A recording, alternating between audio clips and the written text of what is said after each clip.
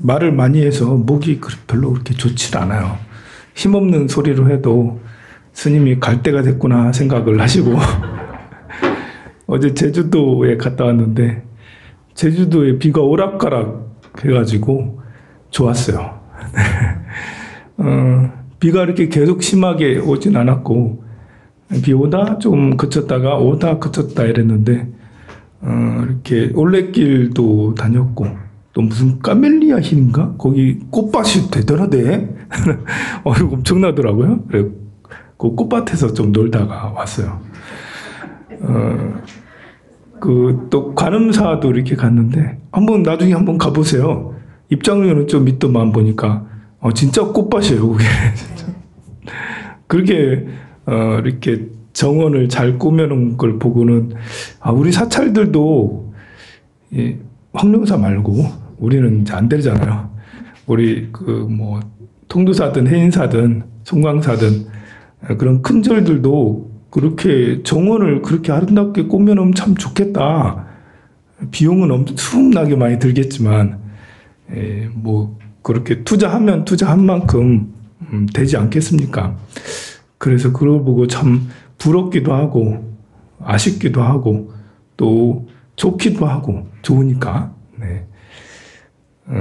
관음사도 갔었는데 제주도에 그 본사가 있어요. 전국에는 25개의 본사가 있는데 그 지역의 대표 사찰이죠. 양산하고 경남 일대 대표 사찰은 통도사가 있고 그 통도사 주변의 대부분의 사찰은 통도사 말사로서 통도사 주지 스님께서 이렇게 그 주지 임명을 주죠. 해인사, 경남에 이제 또 중요한 사찰 중에가 이제 해인사도 경남이죠. 진주, 이제 이쪽 합천, 거창 이쪽에 이제 절들을 관할하는 합천 해인사가 있죠. 쌍계사도 경남의 사찰이잖아요. 쌍계사도 본사가 돼서 남해, 하동 이쪽 지역의 사찰들의 본사가 됩니다.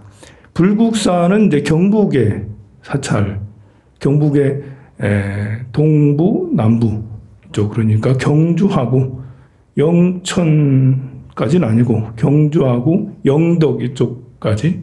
은혜사도 이제 그 본사예요.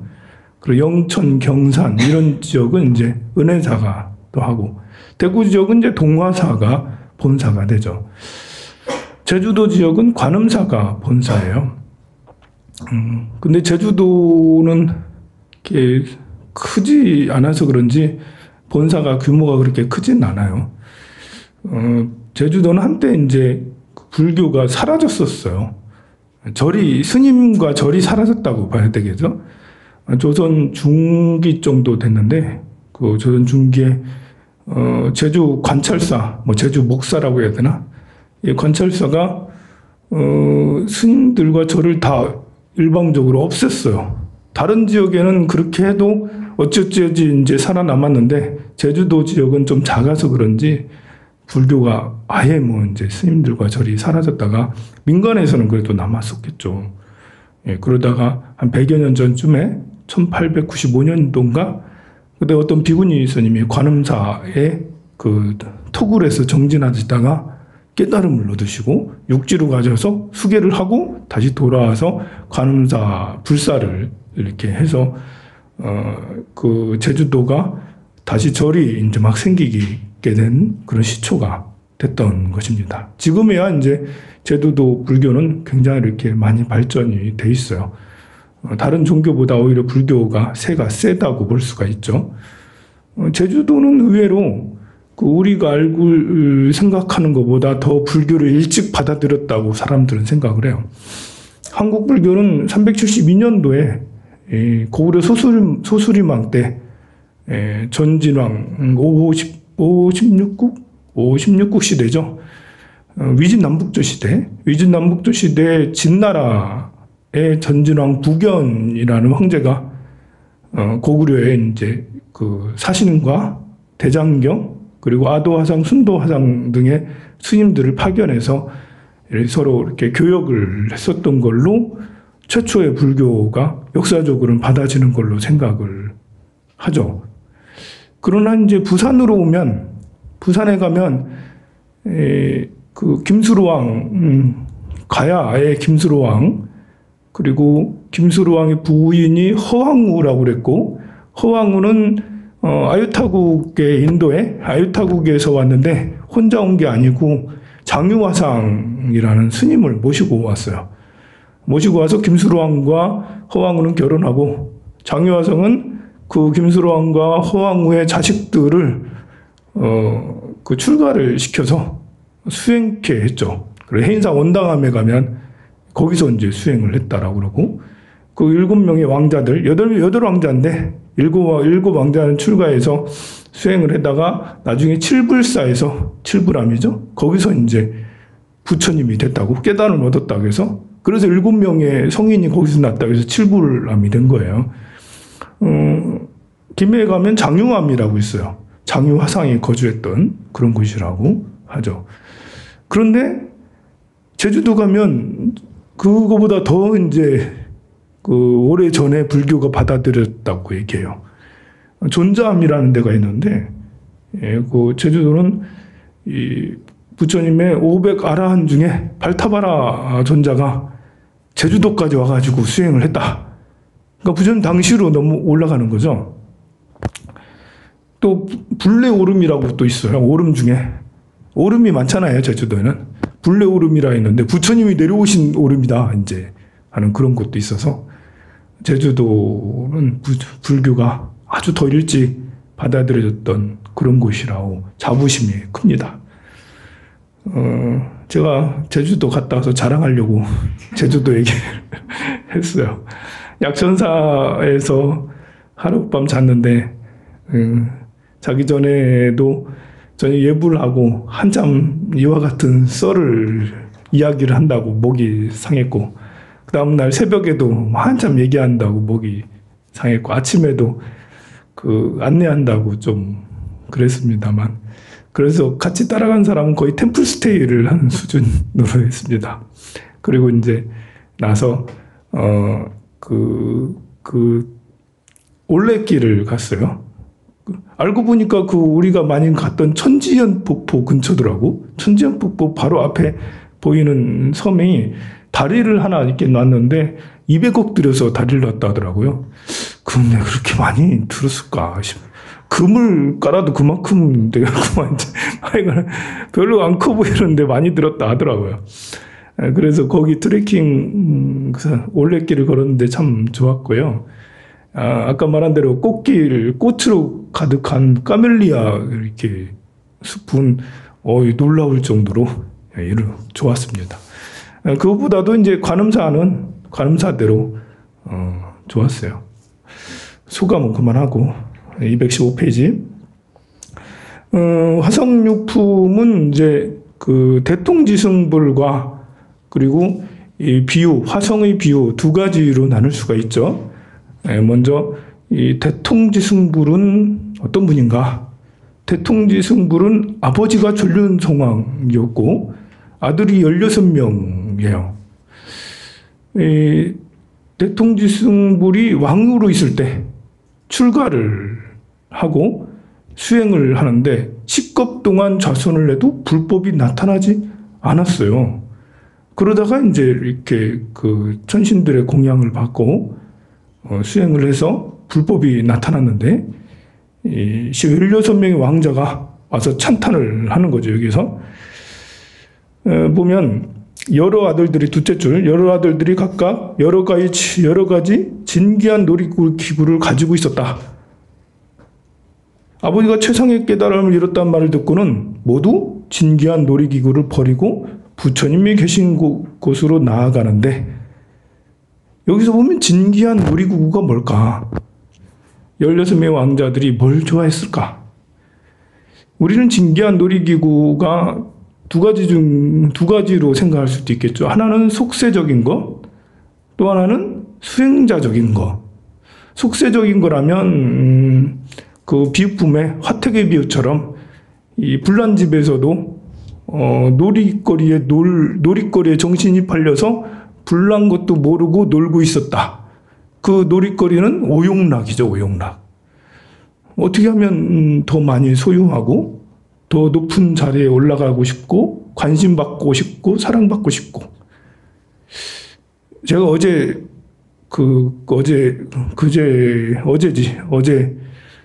비 오는 와중에도 카메라를 메고 다니면서 그 핸드폰 카메라에 또 카메라 2대에 계속 메고 다니면서 사진을 찍고 오늘 아침에 사진 정리를 해서 올렸어요. 그래서 계속 봤어. 누가 좋아요 안 눌러주나? 조회수를 얼마큼 내라. 좋아요 안.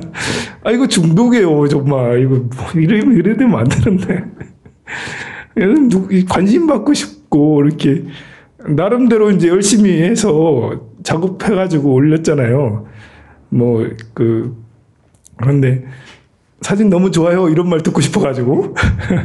근데 같이 갔던 이제 20명의 사람들하고 단톡 그 일정을 관리를 해야 되니까 단톡도 해가지고 단톡에도 이제 우리 올리는 거는 인물 사진은 별로 없어요.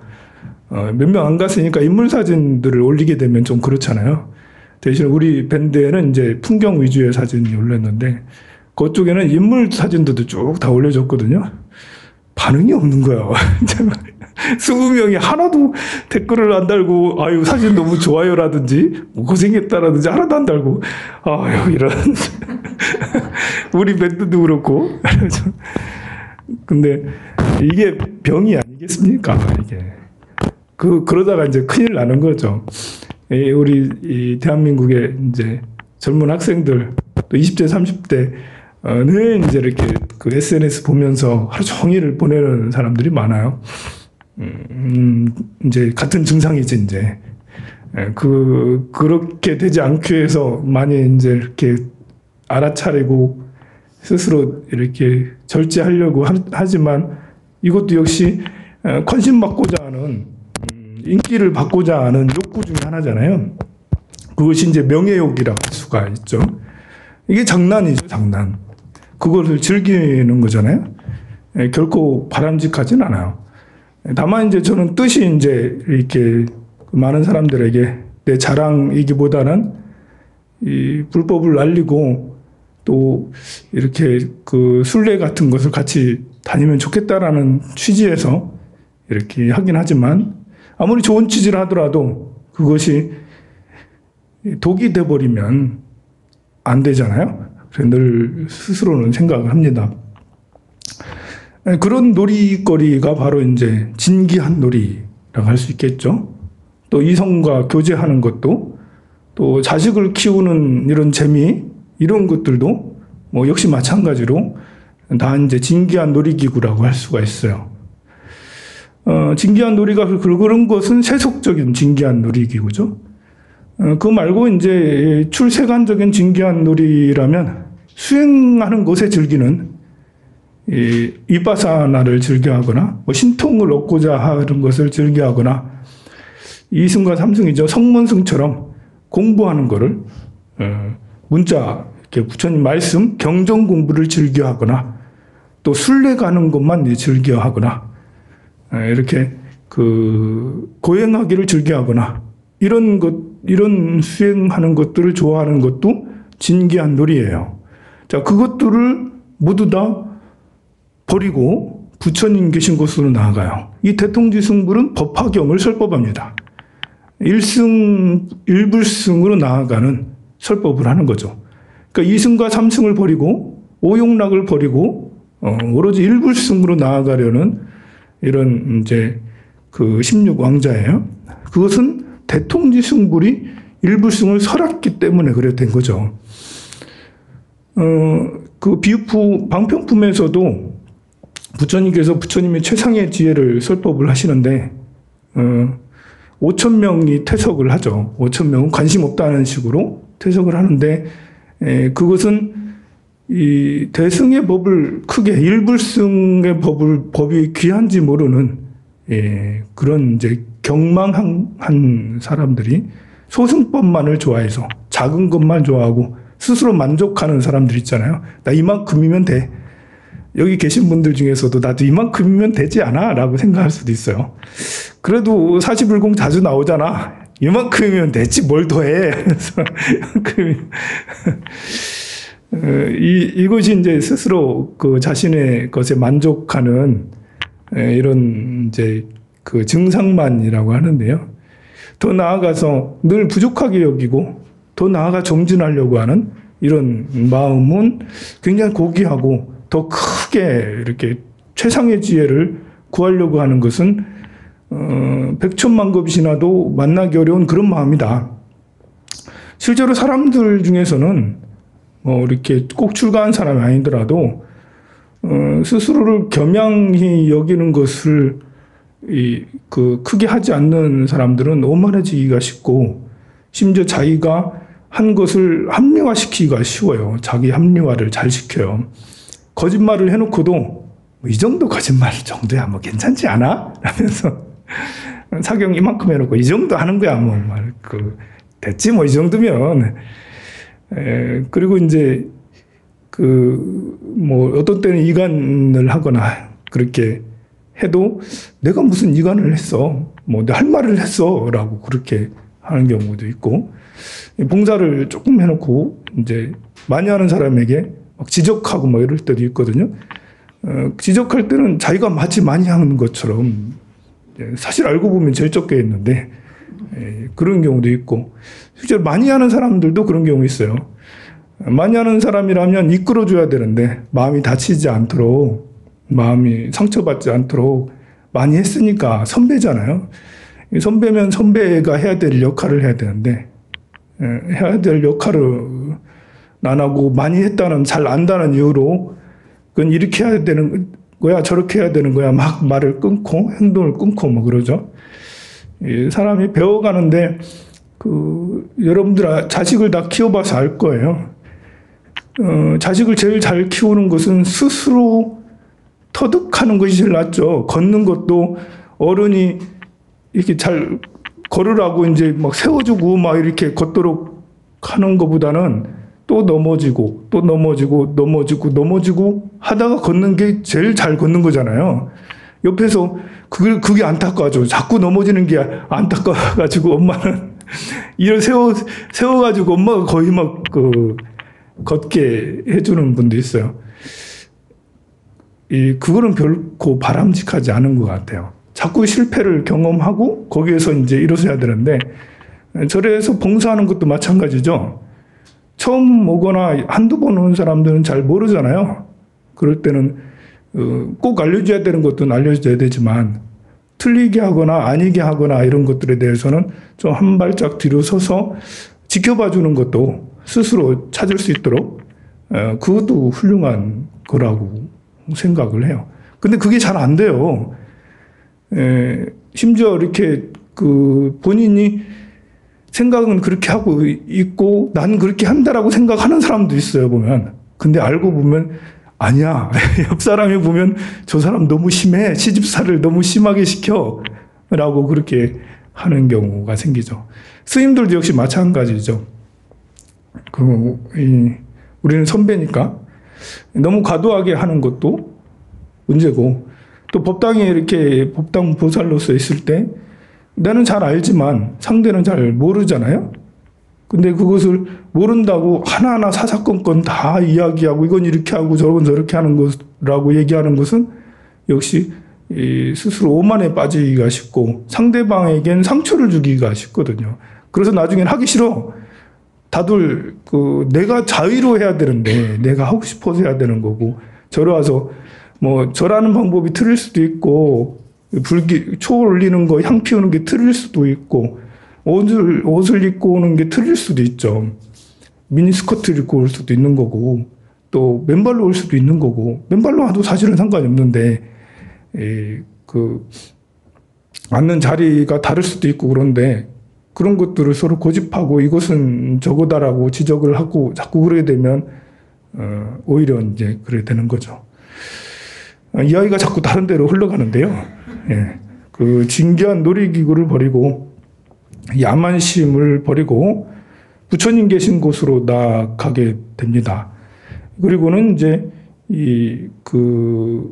나중에 16명의 왕자들도 다 출가를 하게 되고, 결국에는 부처님이 돼요.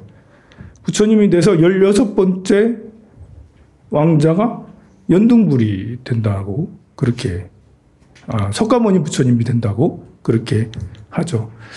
연등불 되는 건 이제 1월 등명불, 서품에 나왔던 1월 등명 부처님도 8왕자가 있었고, 8왕자가 모두 다 성불하게 되는데, 그 8번째 왕자가 연등불이고, 지금 대통지승불은 16명의 이제 왕자가 있었다고 그러죠. 이것은 이제 아주 오랜 과거와 그리고 현재와 또 미래, 이런 관계가 있는 거예요. 이 문수보살이 이제 서품에서 아주 오랜 과거를 1월 등명 부처님을 얘기하면서 연등불, 과거 연등불을 말씀하시고, 또 화성유품에서 대통지승불을 말씀을 하셨어요. 그 다음으로 몇 품을 지나면 16번째 열애수량품의 말씀을 합니다. 결국은 열애수량품에 과거 구원급 이전에 성불했다라는 이 말씀을 하기 위해서 1월 등명불과 대통지승불이 나오는 거죠. 대통지승불이 깨달음을 이룰 때, 그때 16명의 왕자들이 법을 청하죠. 그리고 이 동서남북의 범천들도 와서 법을 청합니다. 이 부처님한테 이렇게 제자들이 가장 중요한 것은 법을 청하는 거예요. 청하지 않으면 열반에 드셔버리는 거예요. 열반에. 인연이라는 거죠. 인연. 내가 간절히 구하는 자가 있어야 되는 거예요. 구할 때 반드시 청해야 되는 건데 청하지 않으면 부처님이 열반에 들어버려요. 그래서 대통지승불도 16명 왕자뿐만 아니라 범천들이 막 와서 궁전을 들고 와서 공양을 올리면서, 그냥 법을 청하지 않아요. 공양을 올리면서 궁전을 막 올렸죠. 그 부분이 굉장히 길게 서술이 돼요. 중요한 부분이기 때문에 권청이라는 것이 그렇게 하게 되고, 또 대통지승불 이후에 화성유품은 부처님의 자비로움을 다시 한번 볼 수가 있어요. 부처님의 자비로움은 비유품에서도 신해품에서도 또 약초품에서도 너무나도 자비롭고 평등하구나 라는 걸 알 수 있는데, 이제는 더 자비로운 거죠. 놀으라고, 쉬라고. 그만큼 했으니 고생했다. 좀 쉬었다 가라. 헐떡이는 사람에게 절에 맨날 다니기 힘들어요. 그 기도 이만큼 했는데 사교 이만큼은 너무 힘들어요. 그러니? 그러면 쉬어. 라고 좀 놀아라고 이제 놀이터를 만들어주는 부처님의 자비로움. 그리고 다시 놀이에 너무 얽매이지 않도록 충분히 쉬었으면 다시 끌고 가는 그런 게 화성유품입니다. 시간이 많이 돼서 여기서 마치도록 하겠습니다. 성불하십시오.